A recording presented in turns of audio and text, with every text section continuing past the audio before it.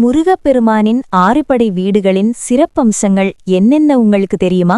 First Thiruparankundram. இது முருகன் தெய்வானை திருமணம் நடந்த இடம். இங்கு முருகன் சமய சந்நியாசி கோலத்தில் இல்லாமல் மணக்கோலத்தில் காட்சி தருகிறார்.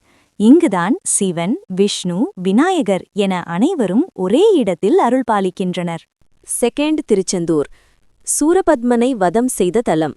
மற்ற படைவீடுகள் மலைமேலிருக்க இது மட்டும் கடலோரம் அமைந்துள்ளது. இங்கு ஷண்முகா அர்ச்சனை மிகவும் விசேஷமானது. 3. பழனி. ஞான பழத்திற்காக உலகை சுற்றி வந்து கோபித்துக் கொண்டு வந்து நின்ற இடம்.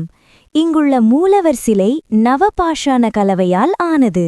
இது சித்தர்களால் செய்யப்பட்ட மருத்துவ குணம் மிக்கது. 4. சுவாமிமலை. தன் தந்தை சிவபெருமானுக்கே ஓம் எனும் பிரணவ மந்திரத்தின் பொருளை உபதேசித்த தலம். இங்கு சீடன் முருடன் உயரத்திலிருக்க குரு சிவன் கீழே இருந்து உபதேசம் கேட்கும் அமைப்பில் கோவில் உள்ளது. 5. திருத்தணி. சினம் தணிந்த இடம். சூரசம்ஹாரத்திற்குப் பின் முருகனின் கோபம் ஆறிய தலம் இது.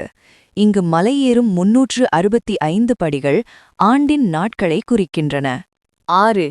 பழமுதிர் சோலை. ஔவையாரிடம் சுட்ட பழம் வேண்டுமா சுடாத பழம் வேண்டுமா என்று கேட்டு விளையாடி ஞானத்தை போவித்த இடம். இங்குள்ள நூபுர கங்கை அருவி வற்றாத புனித நீரை வழங்குகிறது.